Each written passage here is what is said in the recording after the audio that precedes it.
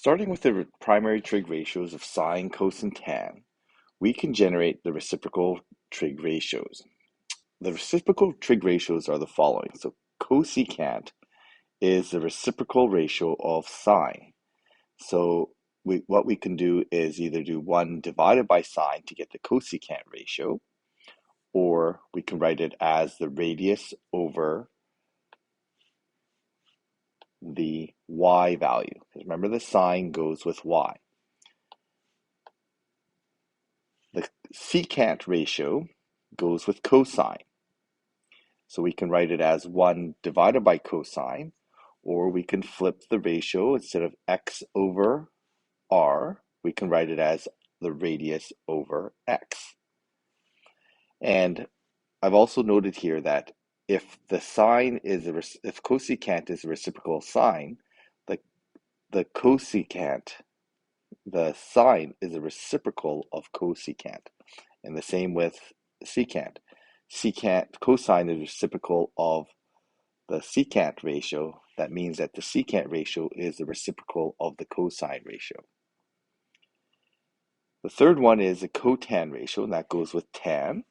And instead of writing it as y over x or rise over run, we can write it as x over y or run over rise.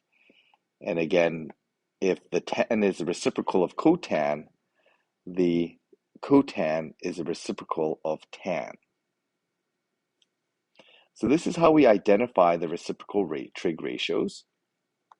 To do reciprocal trig ratios, really it's not much different from the regular trig ratios.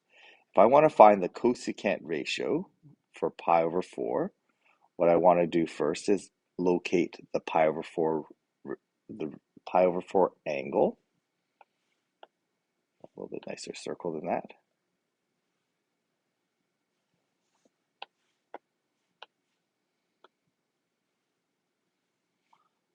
There's our pi over 4 angle. And we have, since this is a special angle, we can write it as exact values of 1, 1 root 2. And we can first of all find the sine ratio, sine of pi over 4, since we're familiar with the regular trig ratios, and write this as the y over radius. And then working out the reciprocal, we can just flip that ratio to root 2 over 1.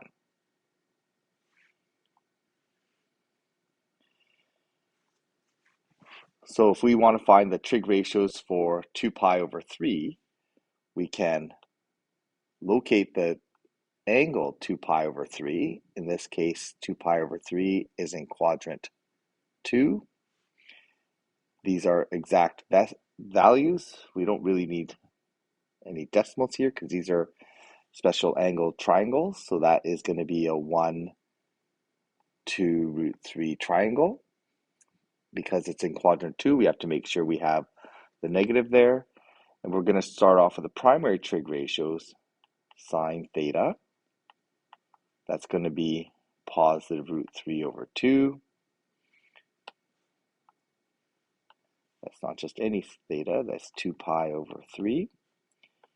Cosine of 2 pi over 3 is going to be negative 1 over 2, since it's in the negative direction. Tan being the slope is going to be root 3 over negative 1, or negative root 3 over 1. The reciprocal trig ratios are just going to be the same ratios. So cosecant is going to be the same picture, except instead of writing the ratio as root 3 over 2, we're going to write that as 2 over root 3. The secant ratio becomes negative root 2 over 1. And the cotan ratio is going to be negative 1 over root 3.